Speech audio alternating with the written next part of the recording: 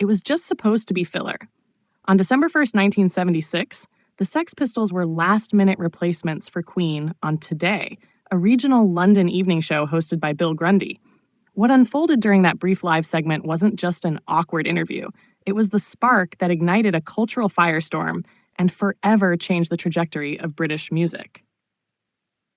The Sex Pistols were already gaining a reputation as the unruly face of the UK's emerging punk scene. Their aggressive sound, snarling attitude, and anti-establishment lyrics were riling up the music industry. But it was their now infamous TV appearance that made them household names, for all the wrong reasons. As Grundy attempted to interview the band, it quickly became apparent that the host wasn't taking them seriously.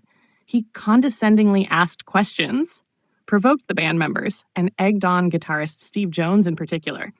The band, who had been drinking prior to the appearance, responded with sneers, slurred words, and then, on live television, a volley of expletives. Jones famously called Grundy a dirty old man, and then threw in a string of choice insults. "You dirty sod, you dirty old man, and you dirty bastard," phrases that would echo through tabloids and living rooms alike, were broadcast before producers could cut away. British viewers were stunned. Swearing on TV wasn't just frowned upon in 1976, it was a national scandal. Complaints poured in, Parliament debated it, newspaper headlines screamed moral panic. The Daily Mirror's front page the next morning simply read, "The filth and the fury." But what looked like a career-ending disaster turned out to be the best publicity punk could ask for. The Sex Pistols became overnight symbols of rebellion. Record labels panicked, radio stations banned their music, and the British public was outraged. But the youth were enthralled. Punk had officially arrived in the mainstream, fueled by a live TV meltdown. This one chaotic moment didn't just define the Sex Pistols. It embodied the essence of punk itself. It was raw, confrontational, and absolutely unapologetic.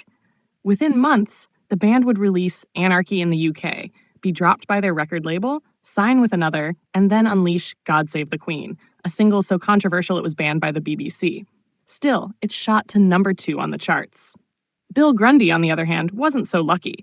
His smug taunting of the band backfired spectacularly. His career took a nosedive, and Today was canceled just 2 months later.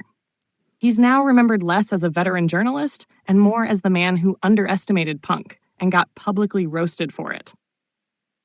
The legacy of that moment is undeniable. It marked a generational shift in British culture. The youth had found a voice, loud, offensive, chaotic, and they weren't asking for permission. In a way, the Sex Pistols didn't just swear on TV, they declared war on the status quo. Nearly 5 decades later, the Grundy incident still resonates. It represents the birth of punk's public identity, a televised rebellion that set the tone for every punk band, riot girl, and countercultural movement that followed. One live mic, one provocation, and a few 4-letter words were all it took to start a revolution.